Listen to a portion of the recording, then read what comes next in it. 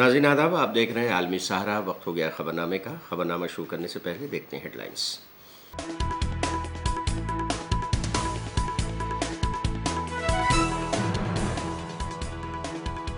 दिल्ली में नई वज़ीर आला आतिशी ने 5 वज़ीरों के साथ लिया हलफ। मुकेश अहलावत तो काबीना में नया चेहरा। राहुल गांधी ने बीजेपी पर लगाया झूठ फैलाने का इल्जाम। कहा, मेरे बयान का किया गया गलत प्रोपेगेंडा।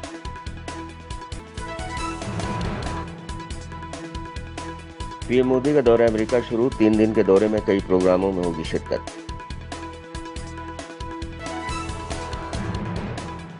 एम्स के जूनियर डॉक्टर्स 20 दिन से धरने पर, सुनवाई नहीं होने से फूटा गुस्सा। और बिहार के दानापुर में सैलाब से जिंदगी दरहम बरहम, आबादियों का राबता टूटा, स्कूल बंद।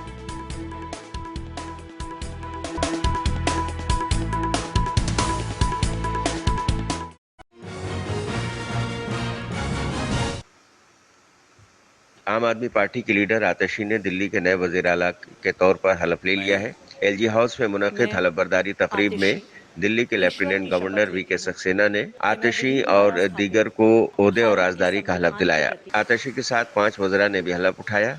4 पुराने वज़रा गोपाल राय, कैलाश गहलोत, सौरभ भारद्वाज और इमरान हुसैन के अलावा काबीना के नए चेहरे के तौर पर सुल्तानपुर माजरा के रुकन असेंबली मुकेश कुमार अहलावत भी वजीर बने हैं। कैबिनेट में वजीर का छठा ओहदा खाली रहेगा और माना जा रहा है कि चारों साबिक वज़रा उन्हीं महकमों की जिम्मेदारी संभालेंगे जो पहले से उनके पास थी। वहीं मुकेश अहलावत को समाजी फलाह, मेहनत और रोजगार समेत कुछ दीगर वजारतें सौंपी जा सकती हैं। आतिशी के पास भी दिल्ली सरकार के कुछ अहम कलमदान रहेंगे। नई वज़ीर आला आतिशी के हलफ लेने पर उनकी पार्टी और अपोजिशन ने क्या रद्द-ए-अमल जाहिर किया है, आइए देखते हैं। मैं दिल्ली के बेटे, दिल्ली के इतिहास में सबसे लोकप्रिय मुख्यमंत्री अरविंद केजरीवाल जी, आम आदमी पार्टी के नेता, मेरे बड़े भाई और राजनीतिक गुरु अरविंद केजरीवाल जी का धन्यवाद करना चाहती हूं कि उन्होंने मुझ पर भरोसा किया और मुझे इतनी बड़ी जिम्मेदारी सौंपी, दिल्ली के लोगों की देखरेख की जिम्मेदारी सौंपी।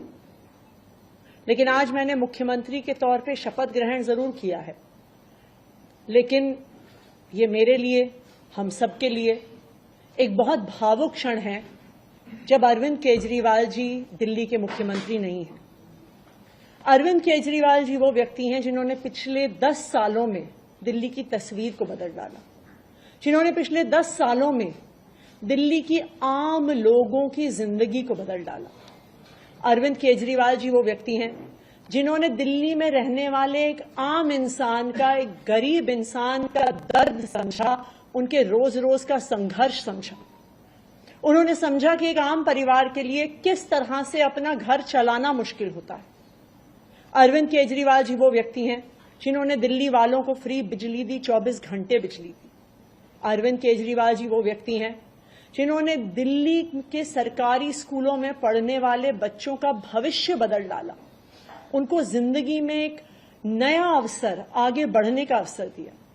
अरविंद केजरीवाल जी वो व्यक्ति हैं जिन्होंने दिल्ली की महिलाओं को शिक्षा में, रोजगार में आगे बढ़ने का मौका दिया, फ्री बस यात्रा देके। अरविंद केजरीवाल जी वो व्यक्ति हैं जिनकी वजह से आज दिल्ली के लोगों को अपने परिवार के सदस्य का इलाज करवाने के लिए अपने गहने नहीं गिरवी रखने पड़ते, अपने घर नहीं गिरवी रखने पड़ते, क्योंकि सरकारी अस्पतालों में अच्छा इलाज होता है। तो जब अरविंद केजरीवाल जी दिल्ली के मुख्यमंत्री नहीं रहते तो ये हम सब के लिए एक बहुत मुश्किल और एक भावुक घड़ी। आज क्यों अरविंद केजरीवाल जी दिल्ली के मुख्यमंत्री नहीं हैं? क्योंकि भारतीय जनता पार्टी की केंद्र सरकार ने अरविंद केजरीवाल जी के खिलाफ षड्यंत्र रचा, उन पर झूठे मुकदमे लगाए, उनको इन झूठे फर्जी मुकदमों में गिरफ्तार किया, उनको 6 महीने से ज्यादा जेल में रखा, उनको तोड़ने की, उनको दबाने की हर संभव कोशिश करी। लेकिन अरविंद केजरीवाल जी टूटे नहीं, अरविंद केजरीवाल दबे नहीं।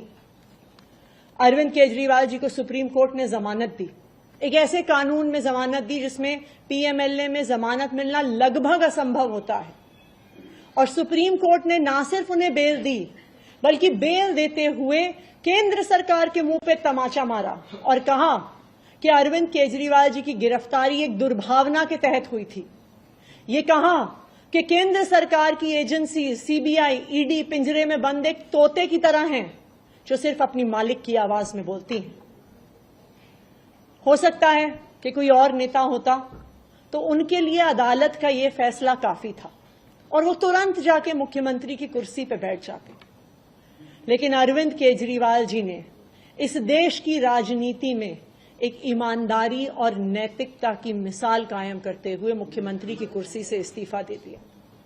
उन्होंने कहा कि मेरे लिए सिर्फ अदालत का फैसला काफी नहीं है, मैं जनता की अदालत में जाऊंगा और जब तक दिल्ली की जनता मुझे नहीं कहती कि मैं ईमानदार हूं, तब तक मैं मुख्यमंत्री की कुर्सी पर नहीं बैठूंगा। मुझे नहीं लगता कि इस देश के इतिहास में या शायद इस दुनिया के इतिहास में ऐसा कोई नेता रहा होगा, ऐसी ईमानदारी और नैतिकता की मिसाल रही होगी जो आज अरविंद केजरीवाल ने देश और दुनिया के सामने रखी है। अब हम सभी दिल्ली वालों को मिलकर एक ही काम करना है, अरविंद केजरीवाल जी को फिर से फरवरी में होने वाले चुनाव में दिल्ली का मुख्यमंत्री बनाना है।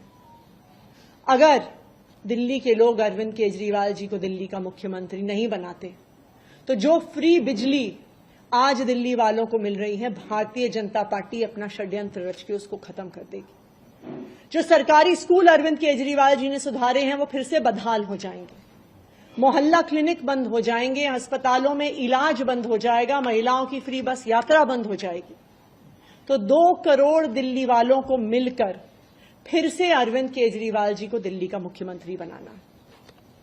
अगले 4 महीने के लिए मेरा यही काम रहेगा कि जो दिल्ली वाले परेशान रहे पिछले 1-1.5 साल में, जब से भारतीय जनता पार्टी का षड्यंत्र शुरू हुआ, जब से भारतीय जनता पार्टी ने एक एक करके हमारे नेताओं को जेल में डालना शुरू किया, जब से भारतीय जनता पार्टी ने एक एक करके हमारे मंत्रियों को जेल में डालना शुरू किया, जब से भारतीय जनता पार्टी के एलजी साहब ने दिल्ली सरकार के काम रोकने शुरू किए, आप देखिए पिछले 2 साल में भारतीय जनता पार्टी ने दिल्ली वालों को परेशान करने में कोई कसर नहीं छोड़ी। जब से अरविंद केजरीवाल जी जेल गए, दिल्ली वाले भी परेशान हुए। भारतीय जनता पार्टी ने दिल्ली वालों के पानी के बिल हम ठीक करना चाहते थे, उन्होंने उस काम को रोक दिया।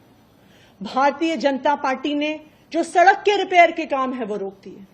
भारतीय जनता पार्टी और उनके एलजी साहब ने अस्पताल में मिलने वाली दवाइयां रोक दी, अस्पताल में और मोहल्ला क्लिनिक में टेस्ट रोक दिए, दिल्ली से कूड़ा उठना रुक गया।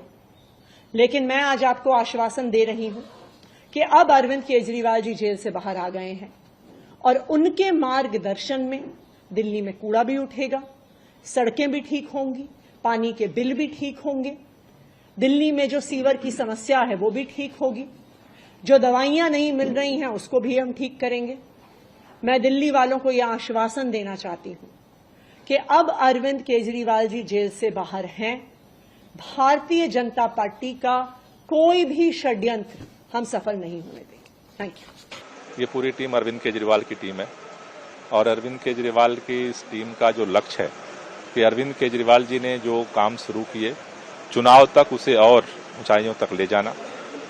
दूसरा, अभी खास तौर से चूंकि सर्दियों में वायु प्रदूषण का स्तर काफी बढ़ता है, तो उसको कैसे दिल्ली की जनता के साथ मिल करके नियंत्रित किया जाए, उसको कार्ययोजना बना करके काम करेंगे। साथ ही साथ इस तरह की जो और चुनौतियां हैं उनके भी समाधान के लिए हम मिल करके प्रयास करेंगे। अभी काफी कम समय आपके पास, आप चुनाव में जाने वाले हैं और इस बीच एक तरह से फिर से नई सरकार गठित हुई है। क्या कुछ नए काम आपको लगता है कि करना जरूरी है कि चुनाव में नया मुद्दा आप लेकर? देखिए, सरकार ने बहुत सारे काम किए हैं। आज दिल्ली के लोगों को इन तमाम विपरीत परिस्थितियों के बावजूद भी फ्री बिजली मिल रही है, लोगों को फ्री पानी मिल रहा है, लोग अस्पताल अच्छे बन रहे हैं, मोहल्ला क्लिनिक चल रहे हैं, स्कूल अच्छे बन रहे हैं, लोगों को फ्री जांच हो रही है, दवाइयां मिल रही हैं, महिलाओं की तीर्थ यात्रा हो रही है, बुजुर्गों की तीर्थ यात्रा हो रही है। बहुत सारे काम हो रहे हैं, लेकिन उनमें जो अड़चनें आती हैं उनका समाधान करना और जो कुछ और काम इन चुनाव तक जो हमारे पास समय है उसको और बेहतर बनाने के लिए हम मिल करके जो है वो प्रयास। देखिए, जो मार्गदर्शन और नेतृत्व अरविंद केजरीवाल जी का रहा अभी तक, वो आगे भी रहेगा उसी प्रकार से। और हमारा गोल सिर्फ एक ही है कि दिल्ली की जनता के लिए जिस प्रकार से पहले काम करते रहे उसी प्रकार से आगे भी काम करते रहेंगे। और हम सभी का संकल्प एक ही है कि अरविंद केजरीवाल जी को वापस जो चुनाव है उनमें वापस लेके आना है और फिर दोबारा उसी प्रकार से लोगों के लिए काम करना है। प्राथमिकताएं क्या रहेंगी आपकी अभी, क्योंकि काफी कम समय बचा है आप लोगों के पास? जितने भी जरूरी काम है उन सबको हम पूरा करने की कोशिश करेंगे। और जो गाइडेंस एक नेशनल कन्वीनर के रूप में भी अरविंद केजरीवाल जी रहेगा, उसी के चलते हुए हम आगे काम करेंगे। मैं अरविंद केजरीवाल जी का बहुत बहुत तहे दिल से शुक्रगुजार हूं और हम लोग दोबारा 4 महीने बाद 5 महीने बाद दोबारा दिल्ली असेंबली का इलेक्शन होने वाले हैं, तो हम दोबारा बहुत मजबूती के साथ दिल्ली की जनता अरविंद केजरीवाल जी को मुख्यमंत्री बनाने जा रही है। क्या कुछ आगे लक्ष्य रहेंगे आपकी, प्राथमिकताएं काम को लेकर क्या रहेंगी, क्योंकि चुनाव में काफी कम समय बचा है? देखिए, अरविंद केजरीवाल जी की गाइडेंस से हम लोग काम कर रहे हैं और उन्हीं की सरपरस्ती में सारा काम दिल्ली का चल रहा है। चाहे वो एजुकेशन मॉडल हो, आप दिल्ली का देख लें, चाहे 200 यूनिट बिजली फ्री हो, चाहे 20,000 लीटर पानी फ्री हो, चाहे महिलाओं के लिए बस में यात्रा फ्री हो, तो उन्हीं कामों को लेकर आगे बढ़ रहे हैं। बीजेपी आरोप लगा रही कि आतिशी रिमोट कंट्रोल सीएम होंगे, पोस्टर भी एक जारी किया है कि रिमोट कंट्रोल सीएम होंगे। बीजेपी का तो काम है ये तो डम्मी सरकार है, डम्मी चीफ मिनिस्टर है और रिमोट से चलेगी। ये तो सिर्फ एक फॉर्मेलिटी है। केजरीवाल जी चूंकि मुख्यमंत्री कैसे रहते, वो एक मुजरिम है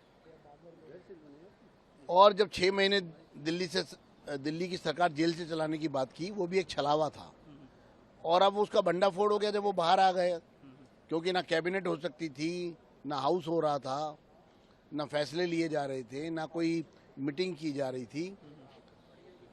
तो मैं तो पूछना चाहता हूं कि दिल्ली की जनता को पहले पिछले 8 महीने का हिसाब लेना है और अगले 3 महीने भी दिल्ली में जो सरकार होगी वो सिर्फ रिमोट से चलेगी। उसका अपना कोई फैसला नहीं होगा, ना अपना विवेक होगा, ना अपना कोई दृष्टिकोण होगा। बहुत बधाई दे रहा हूं और उपस्थित होकर भी बधाई दिया हूं और मेरा मानना है कि इस बदलाव के बाद, हालांकि समय बहुत कम है, 3-4 महीने में दिल्ली में चुनाव होंगे, लेकिन दिल्ली को तीसरी महिला मुख्यमंत्री मिली हैं, उनको आतिशी जी को बहुत बहुत बधाइयाँ। बस मेरी कुछ दिल्ली के कंसर्न हैं जो मैं अब उनके मुख्यमंत्री बनने के बाद दूंगा।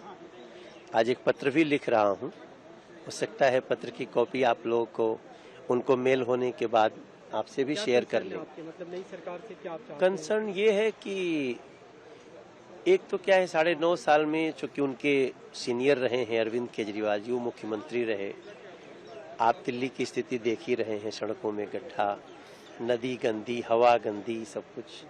तो हम उनसे प्रार्थना कर रहे हैं कि आप इस दबाव में मत आइएगा कि आप काम कर दोगे तो उनका नाम अरविंद जी का खराब होगा।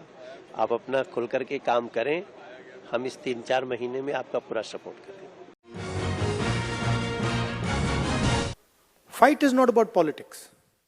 That is superficial. कांग्रेस के रहनुमा और लोकसभा में कायद इख्तिलाफ राहुल गांधी ने अपनी अमेरिका में कई तकरीर के हवाले से बीजेपी की जानिब से आयद करदा इल्जामात की सख्ती से तरदीद की है। उन्होंने कहा कि बीजेपी मेरे अमेरिका में दिए गए बयानात के बारे में झूठ फैला रही है।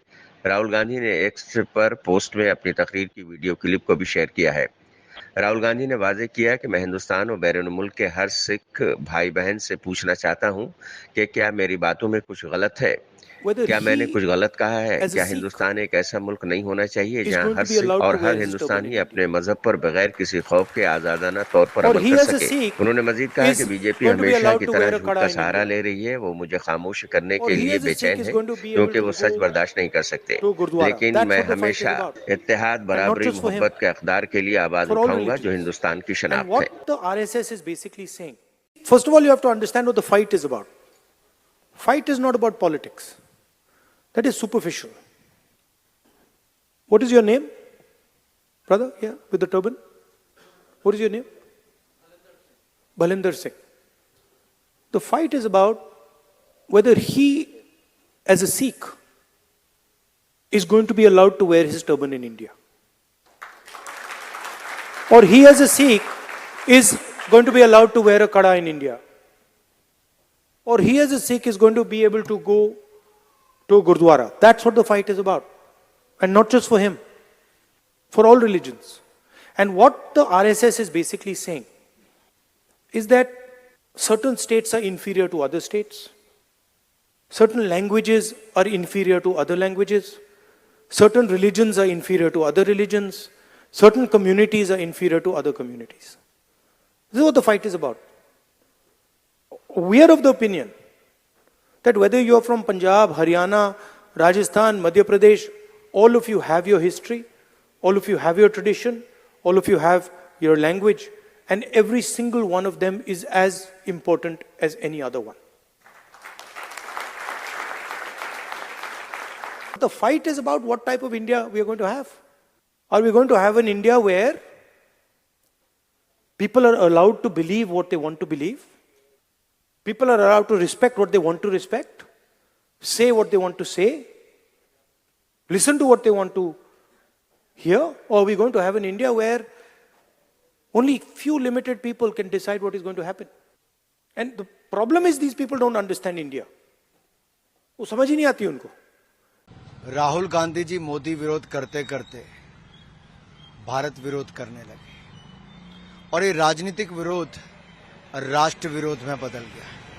शायद कांग्रेस का इकोसिस्टम ये समझ नहीं पा रहा कि मोदी जी यूएस की यात्रा में भारत के प्रधानमंत्री के रूप में जा रहे हैं, भारत का प्रतिनिधित्व कर रहे हैं और भारत के 140 करोड़ भारतीयों के प्रधानमंत्री को इस तरह से कांग्रेस का इकोसिस्टम अगर विरोध करने में लगेगा तो भारत कभी स्वीकार नहीं करेगा. ये बार बार भारत विरोधी ताकतों से हाथ मिलाना, बाहर जाकर ऐसी यूएस के एमपी से मिलना जिसने भारत के खिलाफ ये एजेंडा छेड़ रखा हो, ये राहुल गांधी जी को इस पर शर्म आनी चाहिए, देश से माफी मांगनी चाहिए. और अब ये इस हद तक पहुंच गए, इससे बड़ा शर्मनाक घटना क्या होगी. पहले राहुल गांधी ने अमेरिका में झूठ बोला कि सिख देश के अंदर अपना धर्म को आजादी से पालन नहीं कर पाते, गुरुद्वारे नहीं जा सकते, उनकी पगड़ियां उतारी जा रही हैं. और अब आज ट्वीट करके फिर से उसको रिट्रेट करके कहा और पूछ रहे हम सिखों से क्या मैंने गलत बोला है. मैं राहुल गांधी जी को बताना चाहता हूं, देश में एक ही वक्त ऐसा समय आया था 1984 के अंदर जब सिखों को मजबूर किया गया. उस मजबूरी वंश उन्होंने अपने केस की बेअदबी भी काटे भी, अपनी पगड़ियां उतार के अपनी जान बचाई. उनको गुरुद्वारे जाने से रोका गया, गुरुद्वारों को ताले लगा दिए गए, अमृतसर से 100 से ज्यादा गुरुद्वारे गिरा दिए गए, अकाल तख्त साहब को गिराया गया. इससे पहले इंदिरा गांधी के समय में समय आया था जब गुरुद्वारा काबगंज साहब को ताले लगाए गए थे. इस भारतवर्ष के अंदर अगर ऐसे काले दिन कभी सिखों को देखने पड़े तो केवल और केवल गांधी परिवार के राज के दौरान, कांग्रेस के राज के दौरान देखने पड़े. मैं आज बड़े फक्र से कहता हूं, मैं तो सिख हूं, मेरा छोड़िए, राहुल गांधी जैसा आदमी भी आज दस्तार बांधकर गुरुद्वारे जाता, उसको कोई रोकता नहीं है. राहुल गांधी भी अगर दस्तार बांधकर किसी प्रोग्राम में जाता सिखों के, उसको कोई पूछता नहीं है. और राहुल गांधी भी किसी गुरुद्वारे में दर्शन करने जाता है, चाहे उसके पिता ने और दादी ने हजारों सिखों को मरवाया, फिर भी उसको कोई रोकता और टोकता नहीं है. इस देश के अंदर दस्तार की इतनी अहमियत है कि देश के प्रधानमंत्री उस पगड़ी को सजा कर निकलते हैं. इस देश के अंदर इतनी अहमियत है सिखों की कि देश के प्रधानमंत्री अपने निवास स्थान पर भी सिखों को बुलाते हैं तो उनकी कोई चेकिंग नहीं कर सकता, वहां भी उनका कड़ा कृपान को उतरवा नहीं सकता. ये आज देश के अंदर सिखों का सम्मान है. राहुल गांधी को झूठ बोलना बंद करना चाहिए. हमारे खिलाफ ये नफरत की जो उन्होंने पटारा खोल रखा है अपनी गंदी राजनीति के लिए, जो हमें इस्तेमाल कर रहे हैं, हमारी दस्तार और हमारे केश गुरुद्वारों को इस्तेमाल कर रहे हैं, इसको तुरंत राहुल गांधी जी आपको बंद करना चाहिए और सिख कौम से माफी मांगनी. उड़ीसा के भुवनेश्वर में फौजी जवान और उसकी मंगेतर से बदसलूकी का मामला तूल पकड़ रहा है. भुवनेश्वर के भरतपुर पुलिस स्टेशन में फौज के ऑफिसर और उनकी मंगेतर पर हमला किया गया था, जिसके बाद कांग्रेस एमएलए सोफिया फिरदौस ने अस्पताल में इस फौजी की मंगेतर से मुलाकात की. बाद में मीडिया से बात करते हुए एमएलए सोफिया फिरदौस ने इस मामले पर सवाल उठाए. ये बहुत दुख की बात है. ये इंसिडेंट हुआ है, अगर इस पे तुरंत एक्शन लेना चाहिए. सिर्फ सस्पेंड कर देना काफी नहीं है, सबको अरेस्ट करना है, तुरंत अरेस्ट करना है. दोषी कौन है तुरंत इसका इन्वेस्टिगेशन करो, सामना आना जरूरी है. क्यों ऐसा एक्शन किए हैं एक महिला के विरोध में। और यहाँ पे जब नया सरकार आया है, लोग एक उम्मीद से हैं कि नई सरकार है, कुछ बदलाव आएगी, और नई सरकार आते ही लॉ एंड ऑर्डर सिचुएशन जैसा हो गया है, क्राइम जितना बढ़ते जा रहा है, सबको डर लग रहा है।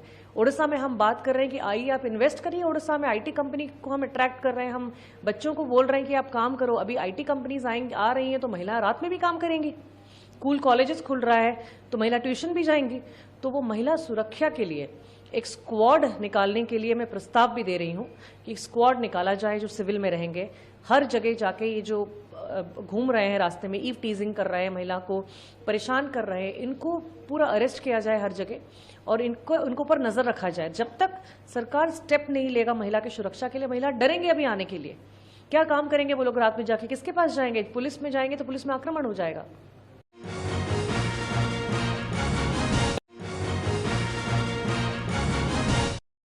झारखंड में general graduate level common exam JGLCCE के पेश नज़र एग्जाम के दौरान किसी भी तरह की गड़बड़ी को रोकने के लिए 21 और 22 सितंबर को सुबह 8 बजे से दोपहर 1:30 बजे तक पूरे सूबे में मोबाइल इंटरनेट सर्विस बंद रखने का फैसला किया गया है। नीट एग्जाम के दौरान झारखंड में गड़बड़ी हुई थी, इसलिए अब यहाँ ज्यादा एहतियात बरती जा रही है। बिहार के दानापुर इलाके में सैलाब से अवामी जिंदगी मफलूज होकर रह गई है। ज्यादातर आबादियों का आपस में राबता टूट चुका है। इंतजामिया ने इलाके में स्कूल बंद कर दिए हैं और फंसे हुए लोगों को राहत पहुंचाने की कोशिश की जा रही है। हमारे 2 अनुमंडल में 2 हमारे प्रखंड मनेर और दानापुर में बाढ़ प्रभावित टोटल 12 पंचायत हैं। मनेर में 6 और यहाँ पे 6। इसमें कल ही हमारे द्वारा डीएम सर के निर्देश पे जाकर के स्थल निरीक्षण किया गया था। स्थल निरीक्षण के क्रम में पाया गया कि अधिकतर गांव का जो संपर्क है वो टूट चुका है और गांव डूबे हैं बाहर से, लेकिन अंदर अभी घरों में पानी नहीं पहुंचा है, कुछ घरों को छोड़ करके। हम लगातार इस पर निगरानी बनाए हुए हैं। हमारे द्वारा राजस्व कर्मचारी के माध्यम अंचलाधिकारी को निर्देश दिया गया है कि राजस्व कर्मचारी के माध्यम से डूबे हुए घरों की संख्या और जितने भी लोग इससे अफेक्टेड हैं उनकी संख्या का आकलन कर लिया जाए और साथ ही साथ नावों का परिचालन शुरू करा दिया गया है। हर पंचायत पर जनप्रतिनिधि से उपलब्धता जितनी है नावों की, हम लोग इंश्योर कर रहे हैं कि मैक्सिमम अधिकतम संख्या में नाव चलें और लोगों को भी सारे नावों की सूची फोन नंबर के साथ उपलब्ध करा दी गई है ताकि उनको भी पता रहे कि कब किस जगह से नाव चल रही है। और हम लोग लगातार सतत निगरानी बनाए हुए हैं। जैसे ही कोई निर्देश आता है हम उस पर तुरंत काम करने के लिए रेडी हैं। घरों में भी पानी घुस गया है, लोगों की परेशानियां हो रही है, क्या घरों में राहत शिविर भी चल रहा है? राहत शिविर अभी स्टार्ट नहीं किया गया है, लेकिन राहत शिविर जो पूर्व में चलाए जाते हैं वैसे सभी जगहों को हमने चिन्हित कर लिया है, सभी जगहों पे हमने तैयारियां कर ली हैं। जैसे ही जरूरत पड़ेगी, अगर लोगों का पलायन अधिक संख्या में हो रहा है तो हम वो राहत शिविर शुरू करने के लिए बिल्कुल रेडी हैं। स्कूल भी बंद हो गया है, बच्चे के लोग आने जाने में परेशानियां हो रही है। स्कूल अभी बंद रखा गया है। पानी में बढ़ाव को देखते हुए डीएम सर के स्तर से निर्देश निर्गत किया गया है। इसमें जैसे अगर फिर से स्कूल चालू होता है या कुछ और दिशा निर्देश आता है तो हम उसके आलोक में कार्रवाई करेंगे। अभी स्थिति क्या है बाढ़ की? स्थिति है कि बाढ़ का पानी तो अधिकतर गांवों के बाहर में घुस ही चुका है, कुछ और घरों में भी घुस रहा है। हम लगातार इस पे निगरानी बनाए हुए हैं कि कितने स्पीड से पानी बढ़ रहा है, क्या हो रहा है। हमने अपनी तरफ से सारी तैयारियां कर ली हैं। नाव का परिचालन शुरू करवा दिया गया है। जैसे ही कुछ और साथ ही साथ हमने सभी दोनों प्रखंडों में यह भी निर्देश दे दिया है कि जो भी महिलाएं गर्भवती हों, जिनका डिलीवरी ड्यू डेट ये सब पास में हो, उनकी सूची हम लोग उपलब्ध करा लें ताकि अगर जरूरत पड़ती है तो उनके लिए हम तुरंत चिकित्सीय सुविधा भी उपलब्ध करा सकें। दिल्ली में वक्फ तरमीमी बिल 2024 के लिए बनाई गई ज्वाइंट पार्लिमानी कमेटी की मीटिंग जुमे की शाम खत्म हो गई। ये जेपीसी वक्फ एक्ट में सरकार की मुजवजा तरमीमात के बारे में मुख्तलिफ तबकात और अवाम के एतराज़ात पर गौर कर रही है।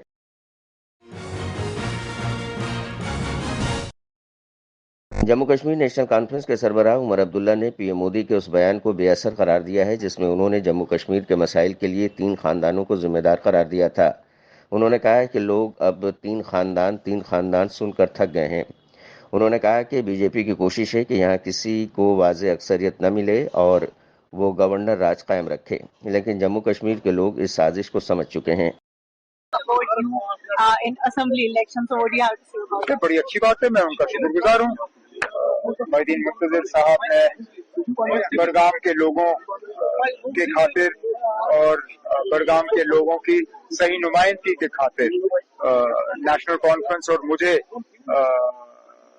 अपना जो है ताउन का ऐलान किया है, जिसके लिए मैं मोहिद्दीन मुंतजिर साहब का शुक्रगुजार हूँ और उम्मीद करता हूँ कि उनके इस कदम से हमारे कैंपेन और हमारी जीत जो है वो और ज्यादा नजदीक आएगी। तो पीएम मोदी का जो रिमार्क था, महबूबा मुफ्ती ने उस पर बोला है that PM should be thankful to Abdullah because उनकी वजह से जो है बीजेपी यहाँ पे आई। पहले जो आप रहे हैं, महबूबा मुफ्ती साहिबा को आदत है, वो मतलब अजीब अंदाज में तकरीर करती हैं। महबूबा मुफ्ती साहिबा को तो पहले मैं इस चीज का याद दिलाऊं कि हम एनडीए के हिस्से जरूर रहे, लेकिन हमने बीजेपी को कभी जम्मू कश्मीर में एंट्री करने नहीं दी। हम एनडीए में रह के भी हमने जम्मू की पार्लियामेंट सीट जो है बीजेपी से छीनी थी।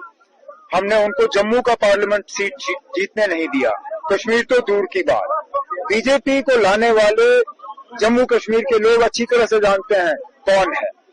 बदकिस्मती से महबूबा मुफ्ती को बजाय ये कि वो लोगों से 2014-15 की माफी मांगे, वो अपने गुनाहों को जो है वो हमारे जिम्मे ठहराने की कोशिश कर रही है।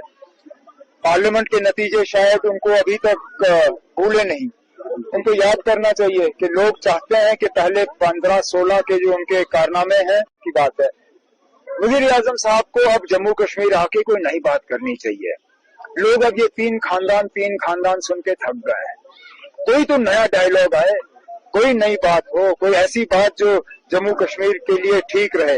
ये तीन खानदान जो है ये हर इलेक्शन में सुनते हैं। लोग भी अब इन बातों को सुन के थक गए हैं। सर, जैसे इंडिपेंडेंस की एंट्री है या जमात बैक कैंडिडेट्स है, do you have apprehensions of on the assembly here?